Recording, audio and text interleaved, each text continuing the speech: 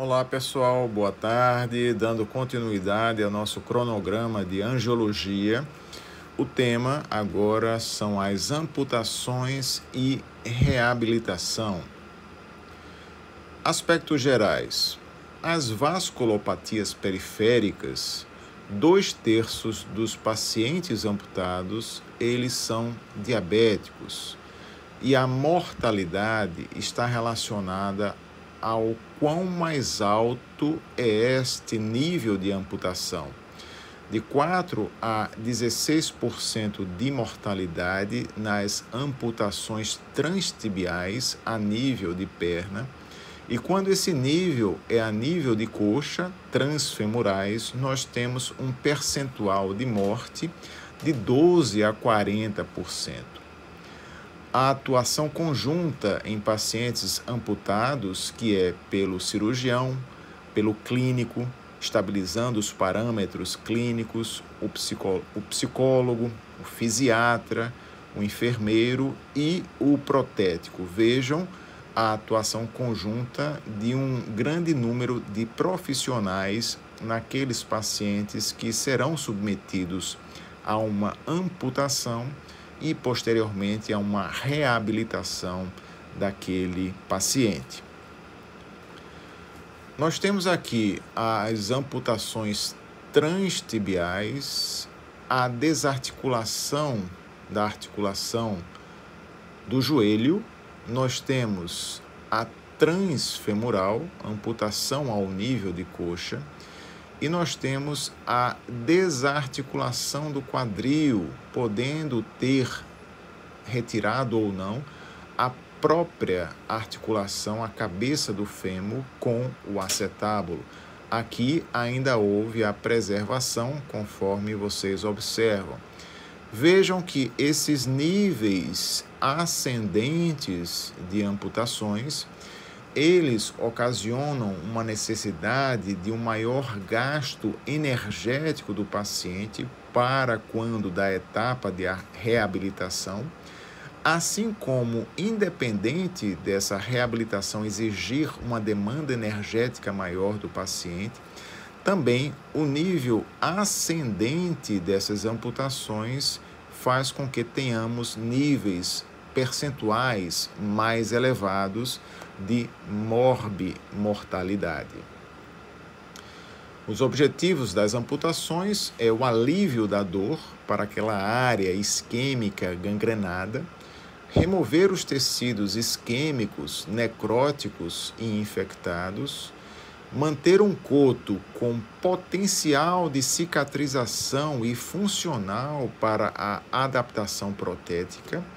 E quando isto não for suficiente, ou seja, não existir uma potencialidade de cicatrização, essa amputação será tida como uma amputação higiênica e, posteriormente, pode existir a possibilidade de uma revascularização desse coto para que ele tenha o potencial de cicatrização. As amputações também visam obter baixos índices de morbimortalidade, ao invés de se empregar, por exemplo, técnicas cirúrgicas de revascularização que demandam um tempo cirúrgico mais significativo para aqueles pacientes mais fragilizados. A amputação pode ser um procedimento mais rápido e de definição terapêutica mais rápida para aqueles pacientes mais debilitados.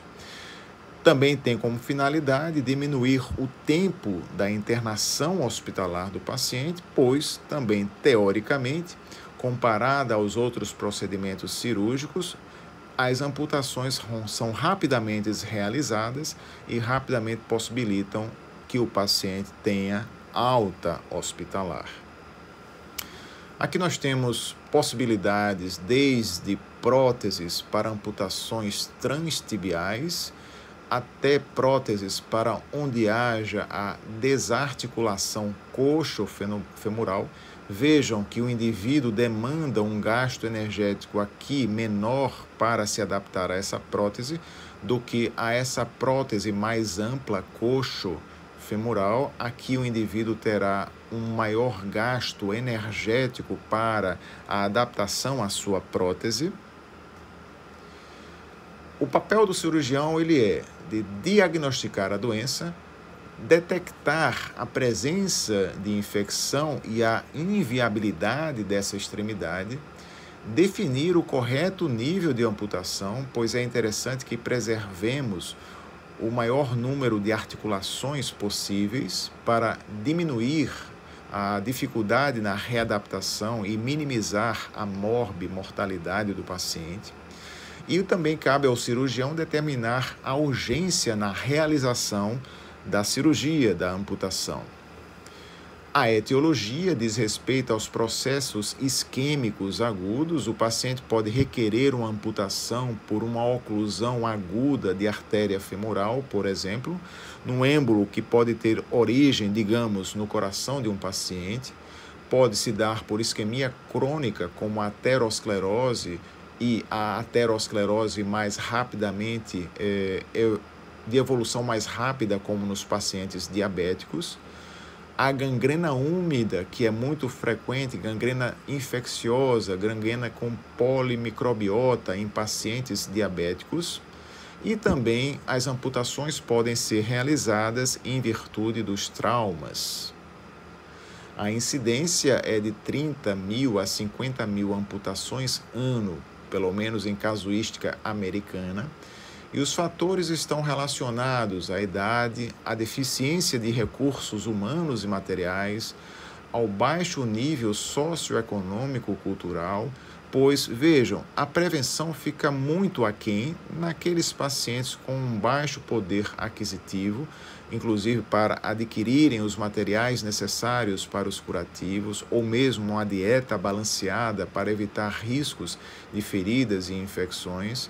Então, tudo isso está relacionado ao melhor ou pior prognóstico num paciente vir a desenvolver quadros de infecções que levem a amputações.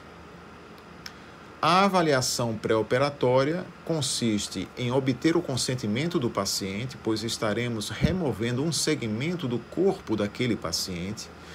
Deve existir o preenchimento do prontuário médico, deve existir uma estabilização clínica dos pacientes, pois muitos desses pacientes apresentam taxa de lipídios aumentada, açúcar aumentado no sangue, então precisa existir a estabilidade clínica desses pacientes antes do procedimento cirúrgico. Convocar e dinamizar o atendimento daquela equipe multidisciplinar que eu havia mencionado para vocês, e a definição da técnica e tática cirúrgica adequada para minimizar a agressão ao paciente. Vejam aqui uma doença que é a doença de Buerger, que é uma tromboangeite obliterante, nada mais é do que uma alergia aos componentes tóxicos do cigarro, que faz com que haja uma vasculite de extremidades com a formação de gangrenas, e essas áreas, vejam, são áreas já sem uma vitalidade de tecidos, sendo necessário a amputação. Devemos deixar existir uma perfeita delimitação daquilo que está necrosado para aquilo que não está necrosado, para poupar tecido amputado do paciente. Essa é uma premissa muito importante nas amputações. Vejam, essa área de gangrena é uma gangrena seca, é uma gangrena mumificada, em que nós teremos que fazer a amputação da perna deste paciente. Ocorre muito em asilos, onde idosos são deixados, e muitas vezes a observação a esses idosos é de longos tempos, e quando se vai verificar já há uma lesão extensa, gangrenada, que pode inclusive estar nesse aspecto mumificado. Há também a possibilidade das gangrenas úmidas. Vejam que há edema de partes moles, vejam que há bolhas, que há uma hiperemia. Então essa gangrena ela já é uma gangrena úmida, uma gangrena infectada, onde a urgência, a emergência para se amputar esse paciente é muito maior do que nessa gangrena seca, sem infecções maiores. Então, as indicações: quando os pacientes são acamados, há um comprometimento físico e ou mental, a amputação, quando indicada, deve ser prontamente realizada, pois aquele paciente ficará, em definitivo, acamado. Pacientes portadores de neoplasias terminais também são pacientes em que nós podemos fazer já de pronto uma indicação de amputação. E vejam que em traumas extensos, como aqui ocorre, com uma grande perda óssea e de partes moles, não há viabilidade alguma no restabelecimento desses segmentos e sim só nos resta a amputação primária em grandes traumas como esse que aqui aparece na foto. O nível de amputação é fundamental para que nós possamos definir os resultados de mortalidade. Lembrem-se que quanto menor o nível de amputação, quanto mais segmentos articulares nós poupamos, menor será a mortalidade do paciente e menor será o gasto energético do paciente para a sua adaptação à prótese. Então, vamos lá. Amputados acima do joelho, eles possuem um gasto energético de 50% a 70% a mais e o sucesso na reabilitação protética é de 30%. Já os amputados abaixo do joelho, portanto, preservando inclusive a articulação do joelho, o gasto energético ele existe, mas não é tão significativo, ele chega a ser a 10% a 40% do gasto energético total do indivíduo e o sucesso da reabilitação subirá para 70%. Vejam que aí o nível de amputação, quando nós conseguimos poupar o máximo possível de extensão do segmento, o máximo possível de articulações, demandará um gasto energético menor no processo de readaptação do paciente e, consequentemente, um maior sucesso nessa reabilitação protética.